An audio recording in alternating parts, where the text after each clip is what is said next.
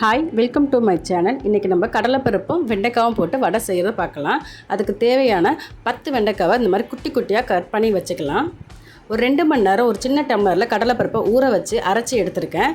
கொஞ்சம் நல்லா நைஸாகவே அரைச்சிருக்கேன். ஏன்னா 2 வயசில் எனக்கு பையன் இருக்கிறனால அவனுக்கு கொடுப்பேன். அதனால் கொஞ்சம் இந்த மாதிரி அரைச்சிருக்கேன். உங்களுக்கு வேணும்னா இதுக்கு முன்னாடி உள்ள ஸ்டேஜ்லேயே நம்ம அரைச்சி எடுத்துக்கலாம் குறன்னு.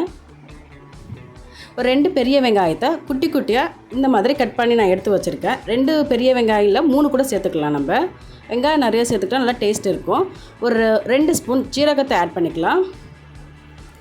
2 ஸ்பூன் சீரகம் ஆட் பண்ணதுக்கப்புறம் கொஞ்சமாக கருவேப்பிலையை உருவி குட்டி குட்டியாக கட் பண்ணி வச்சுருக்கேன். அதையும் நம்ம ஆட் பண்ணி சேர்த்துக்கலாம். ஒரு அரை ஸ்பூன் மிளகாய் தூள்லாம் ஆட் பண்ணிக்கலாம். காரம் உங்களுக்கு தேவையான அளவுக்கு காரம் சேர்த்துக்கலாம். இந்த மாதிரி கட் பண்ணி வச்சுருக்க வெண்டைக்காவை நம்ம அடுப்பில் சட்டி வச்சு காஞ்ச உடனே எண்ணெய் ஊற்றாமல் நல்லா வதக்கிக்கலாம். அதில் வலுவலுப்பு தன்மை பிசுபிசுப்பு தன்மை போகிற வரைக்கும் நல்லா நம்ம வதக்கிக்கலாம். எண்ணெய் ஊற்றாமல் வதக்கிக்கணும் லாஸ்ட் வரைக்கும். இந்த மாதிரி வதக்கிக்கலாம். இந்த மாதிரி நம்ம வதக்கி வடை செய்யும் போது பிடிக்காதவங்க கூட ரொம்ப இன்ட்ரெஸ்ட்டாக வெண்டைக்காய் வடை சாப்பிடுவாங்க. இந்த மாதிரி வதக்கி எடுத்துக்கலாம். நல்லா பிளாக்காக இருக்கும்.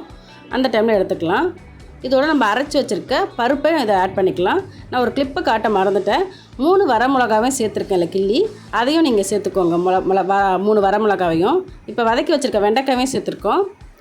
ஒரு 1லேருந்து 1.5 ஸ்பூன் உப்பு சேர்த்துருக்கலாம். தேவையான அளவு உப்பு சேர்த்துக்கோங்க. தண்ணி விடாமல் இப்படி கையை வச்சு நல்லா பிணைஞ்சிக்கோங்க. கை விடாமல் நல்லா பிணைஞ்சிக்கோங்க. பிணைஞ்சி ஒரு 5 or 10 மினிட்ஸ் நீங்கள் அப்படியே கொஞ்சம் நேரம் வச்சுருங்க.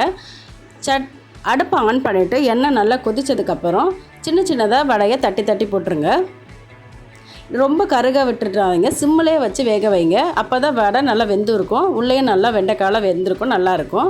இந்த வீடியோ உங்களுக்கு பிடிச்சிருந்துச்சுன்னா லைக் பண்ணுங்கள். மறக்காமல் சப்ஸ்கிரைப் பண்ணிவிடுங்க. ஆல் பட்டனை ப்ரெஸ் பண்ணிவிடுங்க. அப்போ தான் நாங்கள் போடுற வீடியோஸ்லாம் உங்களுக்கு நோட்டிஃபிகேஷனில் வரும்.